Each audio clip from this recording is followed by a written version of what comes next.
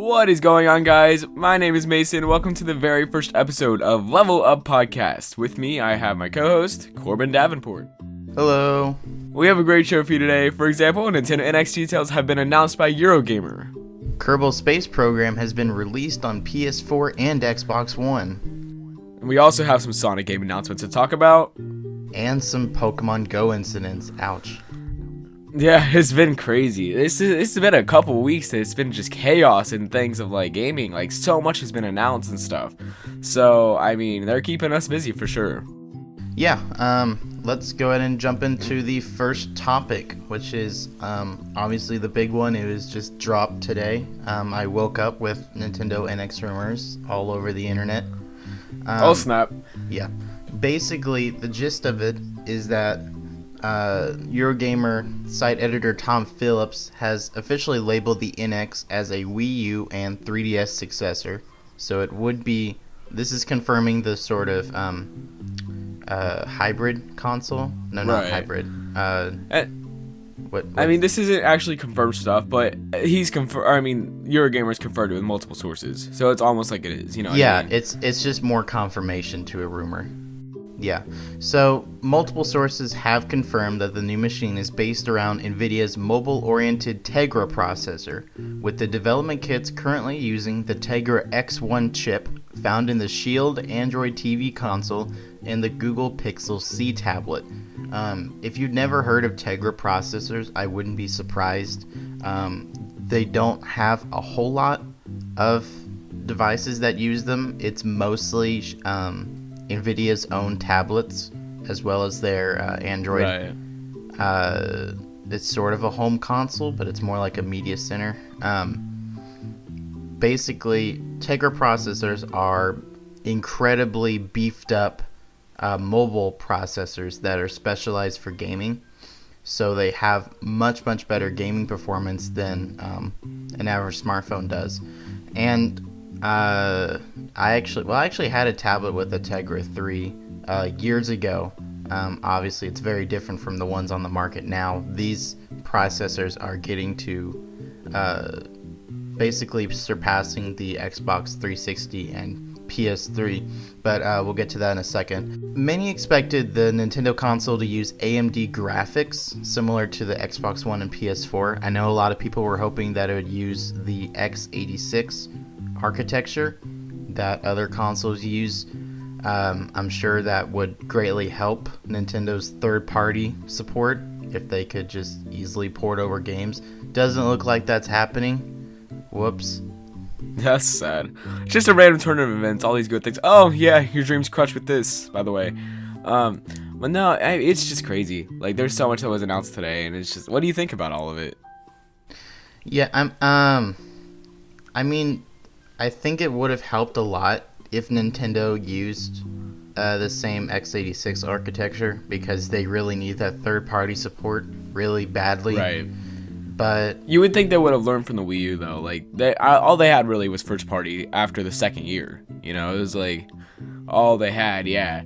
And I mean, I know like the Wii had a lot of third party, but a lot of it was shovelware too. So it was like, I mean, all this random stuff going on. But with the third party, they've got to have that. That's something critical. You have to have that to be successful anymore. It's 2016, you know. yeah, and you know, Nintendo switching to Tegra doesn't necessarily mean, oh, it's going to be this awful pain to develop for, because actually the Tegra processors are sort of a cousin to the ARM line of processors. So it's the same what you get on the 3DS, Android phones. Most portable devices use ARM processors. There's different levels, of course, but I don't think it'll be that difficult to develop for, especially since Tegra chips have been around for ages. It's nothing really that new. But what is really cool is that, you know, before all these rumors of a fusion console, it would still be kind of two devices. But what Right. Eurogamer is saying is that the NX will be sort of a reverse of the Wii U gamepad, where the entire console is in this sort of gamepad, and then you can dock it into the TV, obviously to play it on a bigger screen, and possibly more performance. this is just my guessing, but I think that they could make it so that if you dock it on a TV, then it sort of turns off all the battery saver stuff, and you could get better performance. That's just a guess though. That's nothing Eurogamer said. Obviously, because they're using the Tegra processors, there's a lot of trade-offs. It's made for being portable.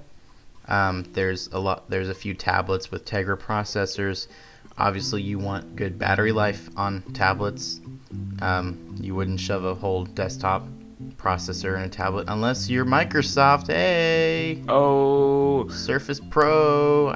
My Surface Pro lasted for like 3 hours on a single charge. Wow. I mean, real quick, the whole battery life thing, that's also important. Like, the Wii U gamepad has like 2.5 hours maybe. I mean, at least from my experience, it's just the more you use it, the more it dies. And you can get a good maybe 6 hours out of it, and then 2 or 3 hours to charge. And it's like, they've got to fix that. That's not one of their strong points, their battery lives. I mean, the 3DS actually has a pretty good one, but I mean, that's just for handheld. But if you're having a portable console you're taking around with you, you've got to have it. If it dies when you're on vacation or something, what next? You're gonna be sad. They gotta have, like, it's gotta be able to be charged long enough and within good battery life to be able to surpass a lot of time. Yeah, and definitely with the Tegra processors are definitely power hungry. That's why there are no phones with these processors on the market, because you cannot shove that much. It generates so much heat. There's no way to cool it in a phone. So, I don't think that we're getting a console as small as the 3DS with a Tegra processor in it. I think it's going to be more along the same size as a Wii U gamepad, which would definitely hurt portability. There's always the chance that they could somehow make a lower power Tegra processor to put in the handheld version if there's a separate handheld version. Yeah. But the Tegra X1 as it stands, which is supposedly what they're using in the development kits, there's no way they can shove that in a handheld. And, you're right. It would have to have a much larger battery than the 3DS has. Yeah. Even the Wii U, though, you gotta be able to sit there and play it for hours. That's what any person would want to do, Yeah, and obviously this gamepad would be doing a significant more work than the Wii U gamepad does. Yeah. Because, obviously the Wii U gamepad only streams from the console itself and obviously the controls. And honestly, I think a big part of the battery life is powering that big screen. Backlight kills. But yeah, just because they're using a mobile processor doesn't mean at all this is like, oh, we're gonna get like smartphone game quality. No. This is why Nintendo is choosing the Tegra. This is why, when I first heard these Fusion rumors, I was like, okay, are they going with Tegra? Because that's basically the only option. When I said Tegra was a beefed up smartphone processor, I wasn't lying. This is like smartphone processor on steroids at the Rio 2016 Olympics. Oh my gosh. Okay. That's a comparison. Yeah, Eurogamer shared some specifications of the games that run on the Android TV console, which has the X1 chip supposedly in the development kit. Doom BFG edition, which is not the new Doom, that's Doom 3. But it's a graphically improved version of Doom 3. I believe it came out a few years ago. It runs on the Xbox 360 and PS3 at 720p at 60 FPS with frame rate drops. However, the same game runs on the Shield Android TV console at near flawless 1080p at 60 FPS. So that alone is a pretty big improvement. Obviously, people were hoping for better than PS4 graphics on this. I don't think that's going to happen. Nintendo has said multiple times that they're more in for the fun than the actual presentation of the console itself. Which, I mean, yeah, that's a good point, I guess. You gotta have fun in a console you buy, but it's also gotta be worthy of being in this gen. They can't have some underpowered thing like the Wii U. That was a mistake. They released in the middle of the last generation. It's like, what is this? And then they go out and like the next year release PS4 and Xbox, and it's like, oh, well, this is kind of underpowered compared to these things, and everybody jumped on those. So Yeah, and that's why I'm kind of thinking that the X1 they're using on the development hardware might not be what they actually ship, because the X1 has been on the market for a while, so I'm sure Nvidia's been cooking up something better. So, Eurogamer mentions this, maybe a sort of X2 could be in Nintendo's console. That would make a lot of sense. But yeah, basically the X1 alone is better than last gen consoles, but doesn't quite match current gen. So if Nintendo shipped with an X1, they would already be pretty behind in the graphics game. yeah. But yeah, that's pretty much the whole rumor. I can get excited for this. I'm just happy that yeah, we've had multiple NX like quote unquote leaks and stuff, but finally something that seems kind of credible, something that finally people don't jump on and be like, hey, let's make a video about this and whip something together, and boom, views. And it's like people do that all the time, and it's just like all the time people are talking about the NX stuff and people think it's real every single time, and I'm like, wow, like just wait, finally we have some kind of validity to this, Yeah, and that's what I sort of tuned out on NX rumors like 6 months ago, because it seemed right. like basically as you said, everyone was posting everything about the NX that could be remotely true as rumors. Like I think I made a joke a while back that I was like, NX confirmed to play Dreamcast games. Just stuff like that. It was all over the place. But this is, like you said, definitely credible. It makes a lot of sense. Like I said, when this whole Fusion thing was announced, I was kind of thinking maybe it has a Tegra, because it would make sense. Right. But, yeah. Yeah, I think that's pretty much all I have to say. I'm excited for it. Being able to dock a 3DS onto my TV is kind of one of the things I'd like to do most. So if this has backwards compatibility with the 3DS, I'm all over it. Actually, I don't think they mentioned anything about that. In fact, I think they mentioned that it probably would be backwards compatible. So there's that. But yeah, that's another thing, is that the Wii U and Wii used PowerPC based processors, and the 3DS uses ARM. So Wii U compatibility definitely is not happening without them putting the Wii U chip in this console and a disk drive and other stuff. So I'm not really sure I see that happening, especially with how lukewarm the Wii U's game library is. I mean, it has a lot of great games, but I'm not entirely sure if it's worth putting in all that backwards. 3DS compatibility, I feel like they could probably do that for pretty cheap. It wouldn't have that much of an effect on the console. I mean, it is what it is. Whatever ends up being, it'll be. So, I mean, I'm excited to see what it is and stuff. I'll get it, obviously, because I'm Mason. But, I mean, yeah, that's pretty much it for that. But in other news, Kerbal Space Program, as we mentioned earlier today, it actually got released on PS4 and Xbox One. And that is basically a space flight simulator where you can either build your space program from the ground up, or you can have a lot of parts, all of them unlocked in sandbox mode. And I don't know, I haven't actually seen much of this game, but Corbin, what do you think about it? I've actually been playing Kerbal Space Program for a really long time, probably 2 or 3 years, I think. Oh wow.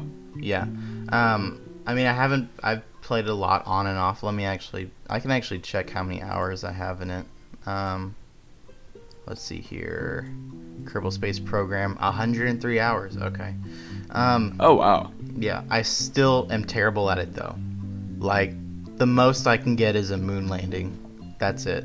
That's the most I can go. And like, people can build like these massive ships that get to like the 8th planet in whatever system, the Kerbal system. And I'm just sitting there like, okay, well, I got to the moon once, and that's without a return trip. I can't yeah, they're just stuck there. I can't do anything about it. But yeah, it is a very fun game. Once you figure it out, I've yet to figure out most of it, but Boy, hey, after 100 hours, I mean, that's gotta mean something. yeah, it is fun, especially building ships. There's a lot of options you can choose. I mean, it's very close to real life. I think, yeah, NASA and SpaceX have actually both promoted this game because of how accurate it is. It's just a very great game, and I think it's actually my favorite indie game. It was made by a studio in Mexico, and they're pretty cool. But yeah, Kerbal Space Program came out on PC in 2011 as an early release, and it left Steam early release in 2015. Up until now, it's only been available on PC, and most people didn't really expect a console release because it's been known to be very, very graphically intensive and processor intensive, because it has to do all these orbit calculations and things. It's just it's not a lightweight game. You can't play this on like your old laptop. But they did announce a console versions a while back. They also announced a Wii U version. That's nowhere to be seen. Yeah. Whoops. I mean, Wii U's irrelevant to anything anymore, though. I'm not surprised. Yeah, especially with their small development studio. I'm not really sure how much time they can afford to make a port for 10 people to enjoy. Right. Anyway, the console versions came out a few days ago. Well, not a few days ago. I think it was like a week ago at this point. But the reception of them has been very good. They're very good ports. Nothing has been taken out of the game to make it work on console.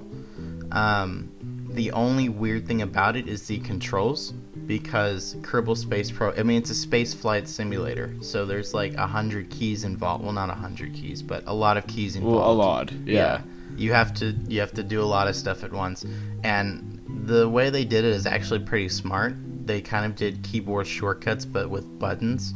So the controls do have a learning curve, but once you get past that, it's apparently very close to the PC version. I've already seen, like, I'm subscribed on the Kerbal Space subreddit. I've seen people be like, "Hey, here's my first moon landing on PS4." I'm like, "Oh, that's cool." But yeah, basically the only complaint is that there's some FPS drops. It is a problem on the PC too, though. It's not just the consoles. Yeah, that's right. Basically, it's kind of one of the problems with the engine they're using. I believe they're using the Unity engine. But sort of as you have more parts, it has to kind of calculate the resistance. Like when you're flying up, there's obviously air resistance, so it has to calculate that on all your parts. So when you're launching a ship, you might get like 10 FPS, but once you're out in space, you'll get like 60. So okay, yeah, it's not that big of a deal. I deal with it on my PC too, because I don't have super high end graphics over here. My graphics card costs like $70. No, I mean, FPS drops, you might gotta get used to that. But something we are not used to is Sonic game announcements that actually look halfway decent. Whoa! Yeah, I mean, last we had Sonic Boom, we had, Sonic 06. You know, just recent in the last decade, it's been like some atrocious games and some atrocious publicity for Sonic the Hedgehog. Including his Twitter, where the person who runs it posts memes literally every single hour of the day. And hey, it's cool if you like memes, go for it, I guess. But the other night, Sega had a stream, and it was atrocious. And it was basically announcing a new game called Sonic Mania and Project Sonic 2017, which is strongly resembling Generations 2 in my eyes. However, Sega has said that it's not the case. It's not Generations 2, but what could it be? I have no clue. But real quick, that stream, did you by chance look at it at all? I did, and I wish I didn't. Okay, see, I had the pleasure of sitting there for an hour, a whole hour, watching Sonic dance on stage and dabbing, and it was terrible. I was watching it too, because I was like super excited. Real quick, I'm not that big of a Sonic player. Right. I have Generations. I didn't finish it. I have Colors. That game was amazing. I wish my Wii was still working so I could still play it. I've played a few other Sonic games. I just got a ton of them. They had a Humble Bundle. You know what those are? Yeah. Yeah. There's a Humble Bundle recently for Sonic games, and I got a ton of them, but I haven't downloaded them all. So I'm gonna do that soon. But yeah, I was just like you. I was super hyped up for it because I was like, hey, new Sonic game might be good. Maybe they realized Sonic Boom was a mistake, and I opened up the stream on Twitch, and sure enough, it was still it was still waiting for the stream to start. There was still like music playing and the logo bouncing back and forth. And I was kind of like, okay, when are they starting this? Because it's now 30 minutes after. Past when it was supposed to start. Yeah, after it's supposed to start. And they still hadn't done anything. And the stream kept going on and off. And I saw people in the comments go to the YouTube stream. So I switched over to the YouTube stream. And it wasn't much better, but it was online. So that was an improvement. No, I mean, whenever I was younger, that's kind of when I got into Sonic. I had a Sega Genesis, so I had the Sonic games there. And then on GameCube, I got Sonic Adventure and Sonic Adventure 2 Battle. Those games mean so much to me on the GameCube. They're some of my favorite GameCube games, even though they haven't really aged that well. I mean, they're still great games, though, in my eyes. And yeah, they're kind of glitchy sometimes, but hey. But then after that, I had Sonic Unleashed on Xbox 360 whenever I had that. And then, I mean, I'm kind of excited. I also had Sonic Lost World on Wii U, and that one was alright. I wasn't a big fan of it, though. I mean, this one, I was actually a big fan of Sonic Generations. I had that on 3DS, and of course, that was an underpowered version compared to, like, PlayStation and Xbox versions. So I didn't even know it was on 3DS. Yeah, I got it. I think it was Christmas of 2013. Is it, like, playable? Yeah, it works fine. I mean, I think to me, it kind of seems like a dumbed down version, kind of like. Yeah. I mean, of course, it doesn't look near as good, or you gotta have the simple controls versus like PlayStation or Xbox controllers, which is fine. But I remember having that game, and it was actually not that bad. It wasn't one of my favorite games, but hey, it was fun. And then I also I'm looking forward to it though. Sonic 2017 especially is a game being developed by a Sonic team, and nobody knew what they were actually working on until that day. Sonic Mania was, I believe, in works by a third party, right? Or is it? Yeah, it's by several third party studios. Yeah. I mean, it's like from this team that made, I believe, Sonic Colors and this Sonic Generations, I think, or something like that. That Sonic 2017 is being worked from. Yeah. Which is good. I mean, it looks beautiful. The trailer looks awesome, and I mean, I'm excited for it. So. Yeah, I mean, when the live stream finally got started, after the 40 minutes of awkward Sonic in a costume dancing,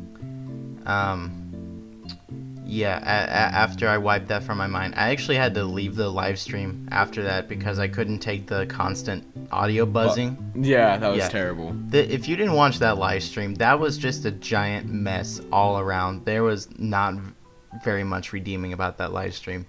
I was just gonna wait for all the articles to show up about what they were talking about.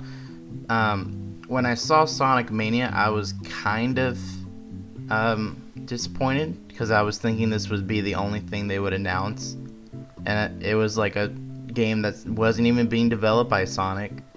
I was like, oh, okay. And then when Sonic 2017 dropped, I was like, oh, this actually looks cool. I'd get this. Yeah, I mean, it's from a more credible Sonic team that has been known to make decent games versus games like Sonic Boom, so. Is there more than one Sonic team? No, I think there's just one. I'm gonna Google it. Okay. But no, I know that, I mean, the Sonic team, they've worked on some incredible things. I mean, I'm not positive. I think they worked on the adventure games. Sonic 06, I would not like them to have credit for because I would think they're better than that. But I don't know. I know Big Red Button worked on Sonic Boom, and those are developers of Crash Bandicoot games, like from Naughty Dog. And I'm like, oh my gosh. Like, not specifically Crash Bandicoot, but from that reign, of Naughty Dog. And it was like, that got me excited. And then once I saw Sonic Boom, I'm like, what is this garbage? Like, I'm so confused. And it is what it is, though, Yeah, I'm actually seeing, Sonic team made a lot of games. I honestly think they were just kind of cherry picking when they were like, hey, we made Sonic Colors. that's our only good game, so we're just gonna mention that. But yeah, obviously they made Sonic, the original Sonic the Hedgehog. They made Sonic Adventure, Sonic Unleashed, which was the werewolf one that everyone tried to forget. Sonic Generations, Sonic Lost World for the 3DS, Sonic Heroes, Sonic the Hedgehog 2, Sonic Colors, Sonic Adventure 2, Sonic and Knuckles. Basically every major Sonic game. Yeah, Sonic Heroes was good too. I forgot about that one. But, I mean, yeah, that's interesting. I'm excited to see the game more in depth. I'm sure levels are going to be obviously shown before the game releases versus just a trailer. But hey, I mean, something new, something fresh, so I'm down for it. And it releases on NX, so if that gives you any idea of a launch lineup, hello! Yeah, and one other thing about the trailer is that, isn't it supposed to be after Eggman wins? Like, takes over the world? Yeah. I believe so. Like the way it was, like a bunch of. It looked like the robots walking through the terrorized city looked like robotic Eggmans. You know. Yeah. I mean, whether or not that is the case, it's gonna be interesting to see because it's already in ruins and Sonic just has to save it. I'm assuming. So I mean, hopefully he goes super quick this time and not like slow like in recent Sonic history. So yeah, and I mean that cutscene in the trailer kind of remind me of the cutscenes in Sonic 06.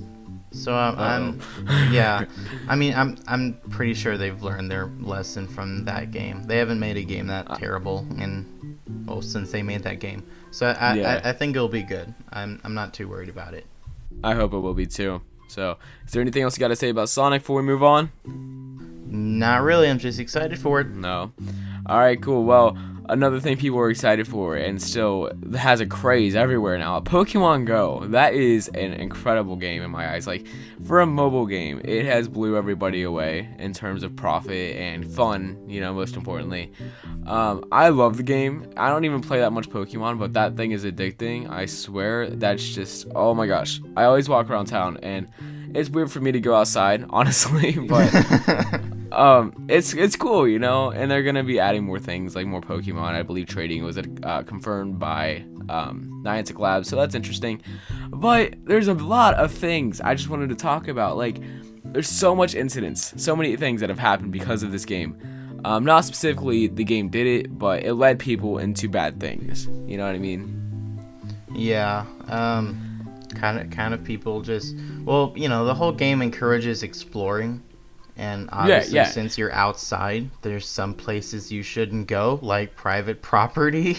Right. Yeah, there was 2 teenagers. I believe this kid and his cousin were walking around. They broke into a house to catch, I believe it was Squirtle or somebody. It was some other rare Pokemon. But it was late at night, I think, if I remember right. And this kid got shot and he died, and his cousin got wounded.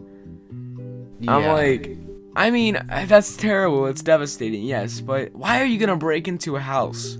See, that, you know, everyone's like, oh, Pokemon Go is this awful game. It's making kids die. It's like, no, it's not. Like, people are making people die. 95% of people would be like, you know what? Maybe I shouldn't break into a house to catch a virtual Pokemon. That's just stupid people being stupid. You can't fix exactly. Thank you. And I mean, I've watched an interview. There was a girl that walked into a highway or a freeway or something with a lot of cars. You know, I believe her leg got hurt or something along those lines. But in the interview that I watched, like after it, her mom was on camera and she said the game dragged her into the highway.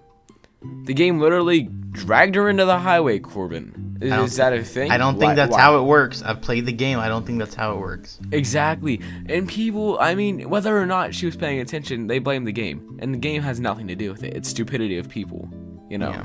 I think. Well, I mean, you know, it's also parents blaming the game because they don't want to admit their child probably shouldn't have walked onto the freeway. Yeah. And it's just insane. There's so much that happened. But, I mean, there are good things that have come out of it, though. I mean, there's the dog pound in Indiana that had a thing they put up. And within, like, 3 hours of having a sign that said, hey, if you want to get, like, your eggs hatched, come pick up a dog, pay $5 an hour, and walk a dog with you and stuff. So that was an incredible success. Lots of people signed up for that. And you got a little pup to take around with them as they caught Pokemon, so they didn't look weird walking in the middle of the street without a pet. And then the good thing that come out of that even is that some even just called the dog pound. They said, hey, I'm not bringing this dog back. I'm going to keep him because, they're friends now and stuff. Which is cool, though. I mean, it's promoting dog adoption. And, hey, get out and get exercise with your pet, stuff like that. So it's really interesting. I was really happy to see that. Yeah, I mean, I definitely think it's done more good than bad. I've heard... The bad is just more noticeable, though, because that's all people ever talk about. Yeah, you've seen like all these, posts about people meeting up and, trying to run around and catch Pokemon. You'd be very social.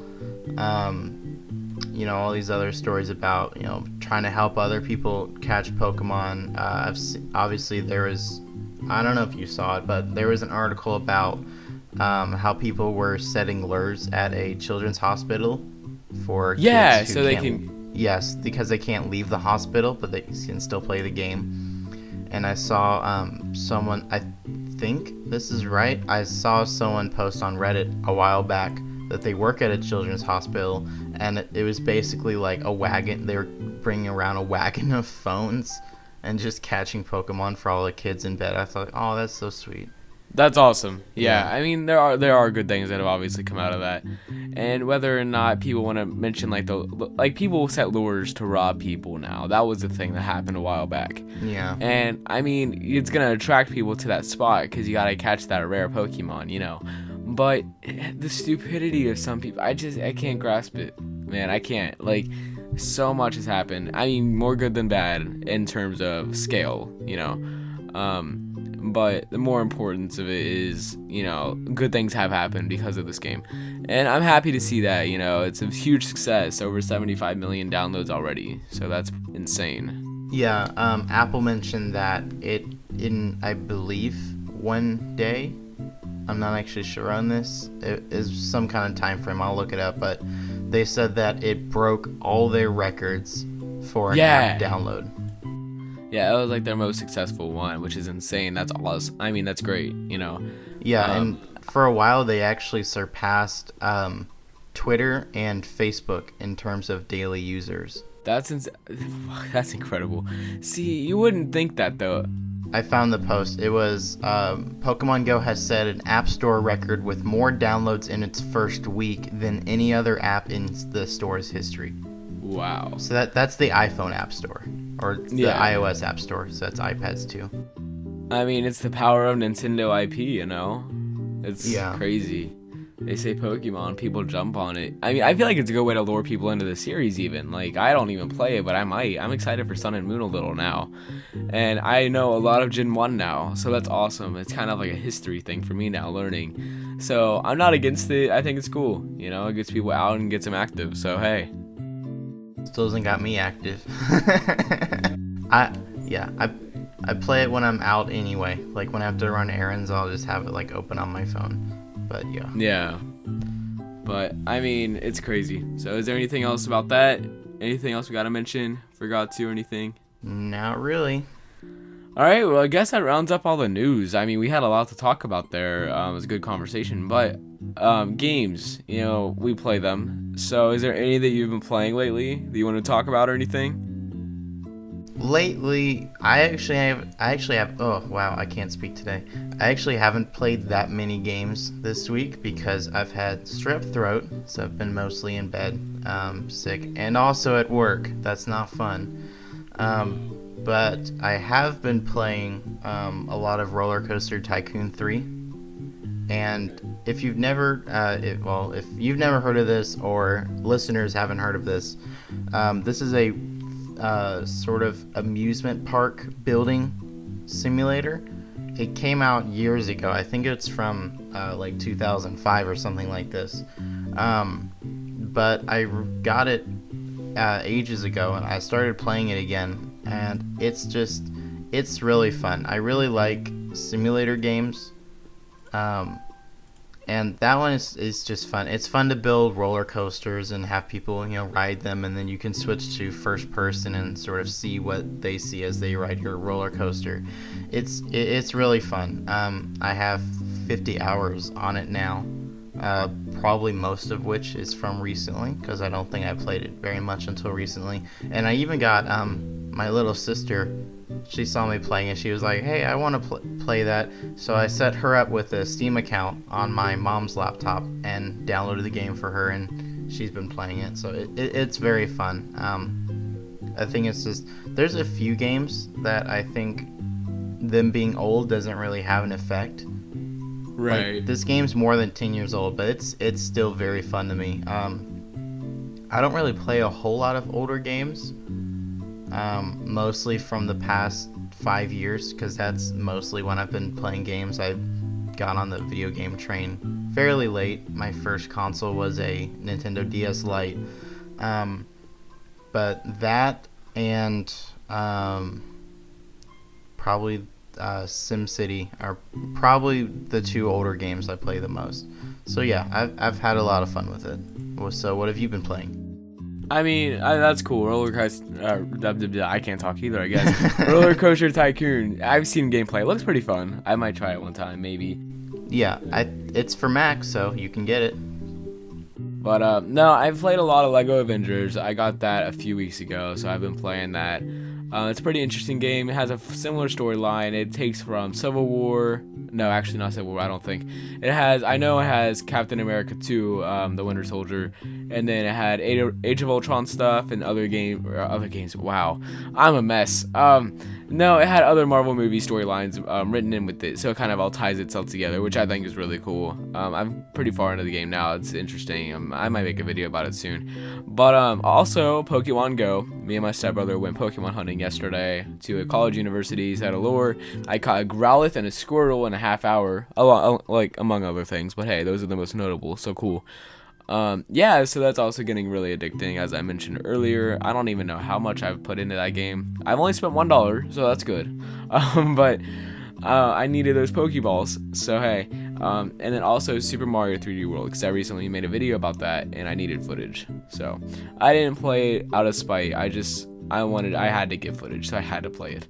I'm not saying that's a bad thing though, but I've also been playing Mario and Sonic at the Rio 2016 Olympic Games on 3DS. Yeah, Nintendo gave that to me, so #free game. So may or may not be seeing something along those lines later on, so it's gonna be fun.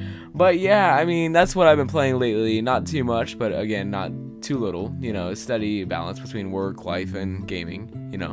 So it's cool. It is what it is. So now back to Super Mario 3D World. Do you feel like it's better now than it was when you played it originally? No, I don't. At least you're honest. Yeah, no, whenever I picked it up, I believe, I'm 18 now, so it was November 22nd, 2013. I would have been 16 when I got that game. It's insane to me how it's aged. It hasn't really aged that much. I'm talking mentally in my mind. Like, whenever I got it, me as myself, I've grown as a person since that day. I remember getting it the midnight release because they were releasing some other game along with it, so I went in and got Mario 3D World and A Link Between Worlds and Mario Party Island Tour. That game was a mistake. Never picked that game up. And then I got it, and I was so blindsided because, it's a new 3D Mario, but now I'm like, that was not a 3D Mario. That was a new Super Mario Bros. Game stretched out to look 3D, and I did not like it. I mean, at the time, though, I was like, so bewildered. I'm like, oh, this is beautiful, which it is. It's a really pretty game, but overall now, it's like, this does not feel new to me. Yeah, and, maybe we should have, like, a full-on conversation about 3D Mario games in a later episode of LevelUp. Yeah, I'm down. But basically, my feelings are that Nintendo kind of peaked with Super Mario Galaxy. Yeah. Like, I've played both Super Mario Galaxy and Super Mario Galaxy 2, and I think everyone will admit that 2 isn't as good as the original. Like, it's still a very, very good game, but it's not as good as the original. It's not as iconic. It feels the same. Yeah. And I also have the Super Mario 3D Land, which is sort of the portable companion to the game you have played. And I like it on there, mostly because I recognize you can't really put Mario Galaxy on a handheld, or on the 3DS, I should say. It just can't do that. So for what the 3DS can do, I think it's a very good game. I like it a lot. I like all the elements from Mario Galaxy they added on it. It has a lot of the same music and models and things like that. But I feel like with newer games they could have pushed the envelope a little bit more. If NX gets confirmed for Mario Galaxy 3, I am running to GameStop and getting one. I'm not even joking. That would be amazing, actually. Corbin, go buy a Wii U. No, I'm not. I'm not buying a Wii U. That's Not not today. I'll Okay. buy one when it's on the clearance bin at Walmart. That's what I'll do. Okay, that's good. That works. Yeah. But all right. Well, is there anything else you want to touch on before we head off of here? Not really. I think that pretty much wraps it up for this first episode of Level Up. Oh snap, guys. Yeah, it's going to be really fun. We're going to try to do this weekly, if not bi-weekly. So you'll see more of Corbin and I. It's going to be really fun. We'll have guests in the future and stuff. But with that said, thank you all so much for watching. Let us know what you think about the Nintendo NX details that were announced by Eurogamer, and even like the Sonic games that got announced in Kerbal Space Program and Pokemon Go. Have you had any incidents yourself? Let us know. So I guess that's it. Thank you guys so much for watching, and we will talk to you next time on Level Up. Have a great day.